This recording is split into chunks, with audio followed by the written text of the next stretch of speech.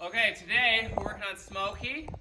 We're going to work on something that I use a lot, especially if I'm going to show a horse, but it's really just good for being able to go buy something that they're worried about. It also helps for picking a jacket up off the fence, teaching him to open a mailbox. What we're working on is making sure he will get off of my leg even when he's a little unsure. So what we're going to be using is this tarp over here. I've put the tarp on him and walked him, and he's okay with the tarp. He's not amazing, but I could lead him around with it draped over him and the wind's moving it. So if I wanted to go to the next step and carry it from his back, this is where I would start. So I'm going to walk back here and we'll get started and I'll kind of talk you through what I'm doing. Okay, so step one, we've got this tarp on the fence. I want to see how close will he get. I put my left leg on. Right there, he's pretty unsure. I'm going to say there. Get off my leg a little there. So as he gets off my leg, I'm going to release him. I can either circle the same way or do some figure eights, but the main principle is seeing if I can get him off of my leg. There. Now he's done some of this, so it's better than if it was a first day. But the next phase, what normally happens, they don't get off your leg. Oh, there he did. So say he pushes into me, I'm going to take his nose, get him off my leg, release. Ride him by this way, pick up. Say he doesn't get off my leg, I pull, release. As he comes off my leg, I just use that rein to say, hey, when I put that leg on, you have to get off it. If you step into it, I'm just going to pick you up and release as your hind end comes off. See how he's already getting closer? There he pushes into my leg. I soften him back over. Good. Release there. It's a little harder with the tarp on a windy day, but this might be a real situation you're in. Ooh, yeah.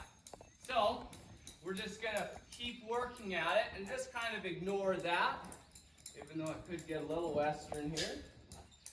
Now, most people might say, well, why don't you just let him smell it?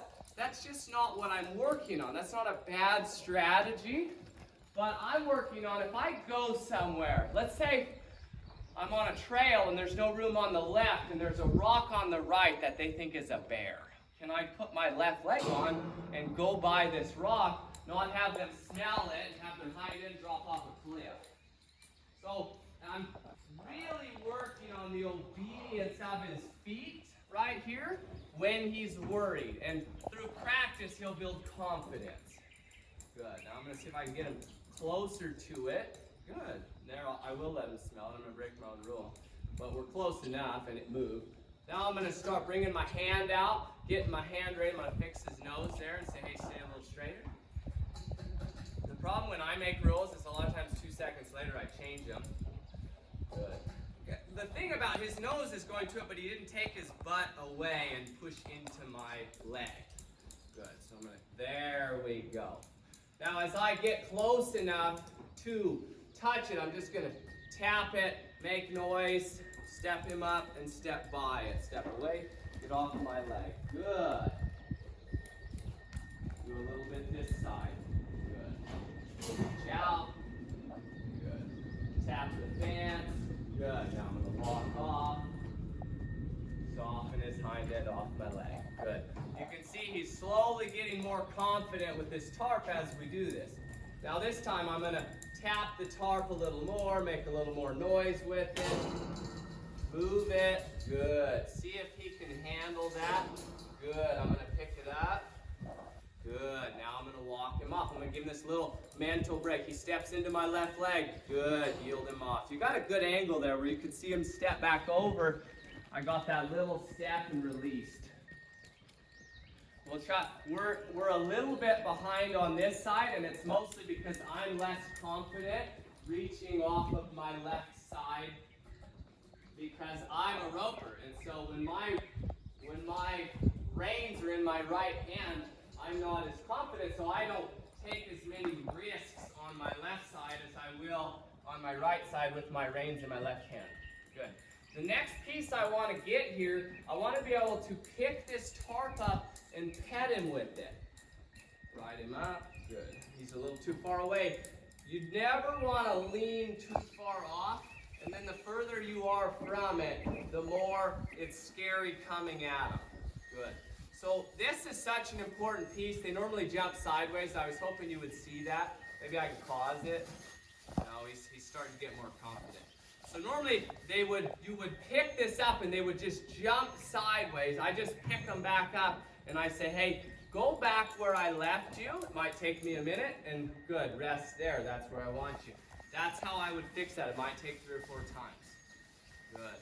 But see, I can carry this tarp, but I'm not committed. Now I'm going to walk him off and drop it. Get him yielded back over. Right there, I'm not committed. If he gets worried, I drop the tarp. If he were to maybe grab his butt or hump up, I would just bend him around, get control of his hind end, and do it again.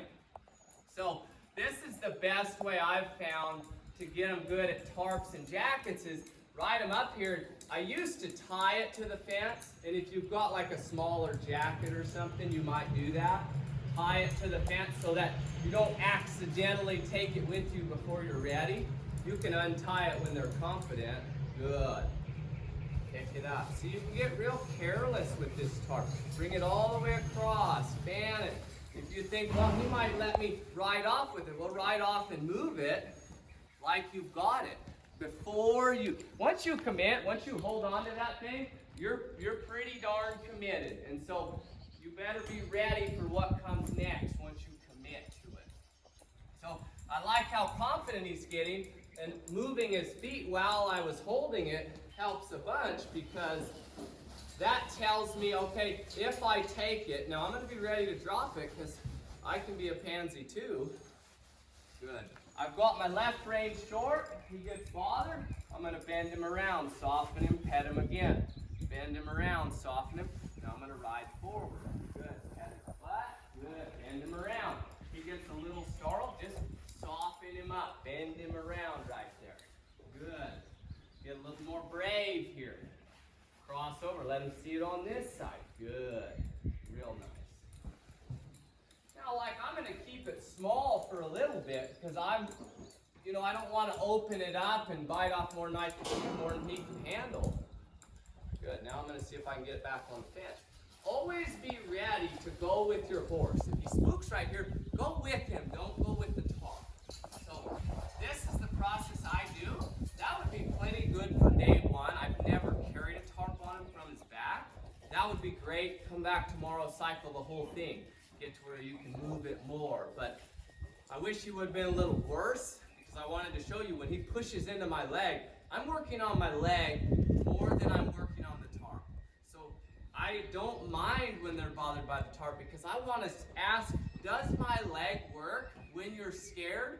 Because if we're trail riding on a cliff, I want to know that if something moves over there, I can put my leg on and you stay straight, even a little nervous. And that's where a lot of horsemanship now has kind of lost that, and their main goal is, get them perfectly comfortable with everything.